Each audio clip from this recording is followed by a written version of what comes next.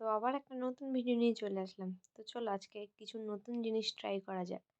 আমি Facebook scroll করতে করতে তো দেখলাম একটা নতুন পিঠে। দেখে বেশ ভালো লাগলো। তো ভাবলাম চলো পিঠেটা বানিয়ে দেখি কেমন হয়। তো যেই কথা সেই কাজ। চলে আসলাম। চালের গুঁড়ি গরম জল দিয়ে মেখে নিয়ে দেখো ছোট ছোট লেচি কেটে সেটাকে একটু ওই চালের গুঁড়ি উপর মানে বেলুন চাকির উপরে ছড়িয়ে হাতের সাহায্যে হালকা চাপ দিলেই এরকমভাবে একটা শেপ চলে আসছে। তো তারপরে দেখো আমি পিঠেগুলো করছি। জানি না কীরকম হবে, ফার্স্ট টাইম ফোনে একবার দেখাতেই ট্রাই করছি। তো চলো দেখা যাক কেমন হয়। তবে যখন পিঠেগুলো বানাচ্ছিলাম না তখন দেখতে কিন্তু খুব সুন্দর হচ্ছিল, যে সব সব পিঠেগুলোকে যখন এক জায়গায় রাখলাম বেশ সুন্দর লাগছিল দেখতে। তো দেখলে তো আর হবে না, খেতেও কেমন হয় সেটাও দেখতে হবে। তো চলো দেখা যাক। তো আমি তো করছি, মা বলে কি যে করছে। আমি বলি চেষ্টা করতে ক্ষতি কি, চেষ্টা করেই দেখি না। তো চেষ্টাটা করছি, দেখতে পাচ্ছ। আমি কিন্তু আগেই বলেছি আমি ঢ্যাঁড়স আমি কিছু পারি না।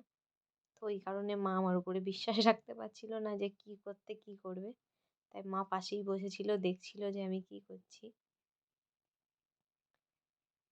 আর তার উপরে উনুনে তো, তাই একাও ছাড়ছিল না, যেহেতু আমি কিছু পারি না। যদি পারতাম তাহলে তো মায়ের কোনো চিন্তাই থাকতো না। দেখো কি সুন্দর লাগছে না? আমার তো বেশ সুন্দর লেগেছে এগুলো দেখে। তারপরে আমি গ্যাসে চলে এসেছি, মা বলছে তুই গ্যাসে যা। তো গ্যাসে এসে আমি প্রথমে ননস্টিকের কড়া নিলাম, তাতে একটু জল দিলাম, দিয়ে সামান্য গুড় দিয়ে দিয়েছি, দিয়ে আর দুধ ঢেলে দিয়েছি। ঢেলে দিয়ে দেখো ফুটোচ্ছি। তো এটা ফুটে গেলে আমি ওই পিঠেগুলো এতে সব ছেড়ে দেবো। এই যে পিঠেগুলো ওতে দিতে মন চাইছিল না, এত সুন্দর লাগছিল দেখতে। তা কী হবে, ওতে না দিলে তো হবে না। তো দিয়ে দেই চলো। দেখতে পাচ্ছ দিয়ে দিচ্ছি। এটা দিয়ে খানিকক্ষণ ফুটিয়ে নেব। ফুটিয়ে নেওয়ার পরে একটু মানে